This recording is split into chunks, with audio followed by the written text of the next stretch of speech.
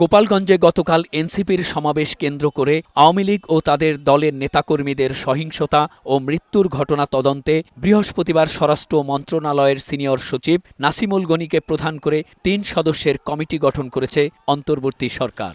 কমিটিকে আগামী ২ সপ্তাহের মধ্যে রিপোর্ট দিতে বলা হয়েছে। বৃহস্পতিবার দুপুরে প্রধান উপদেষ্টার প্রেস উইং থেকে পাঠানো এক বিবৃতি থেকে এ সব তথ্য জানা যায়। গোপালগঞ্জের সহিংসতার ঘটনা প্রসঙ্গে বিকেলে সচিবালয়ে সাংবাদিকদের স্বরাষ্ট্র উপদেষ্টা অবসরপ্রাপ্ত লেফটেন্যান্ট জেনারেল জাহাঙ্গীর আলম চৌধুরী জানান, সহিংসতায় জড়িত ২৫ জনকে ইতোমধ্যেই গ্রেপ্তার করা হয়েছে। ২৫ জনকে ধরা হয়েছে, যাকে আইনের আওতায় নিয়ে আসা হয়েছে। আর আমাদের পুলিশ সদস্য ১০ জন আহত ছিল, তার ২ জনরে অলরেডি নিয়ে আসা হয়েছে, আরও ৩ জনরে এই পুলিশ হসপিটালে নেওয়া হয়েছে। এর আগে দুপুরে সচিবালয়ে স্বরাষ্ট্র উপদেষ্টা জানান, গোপালগঞ্জে এনসিপির নেতাকর্মীদের উপর যারা হামলা করেছে তাদের ছাড় দেয়া হবে না।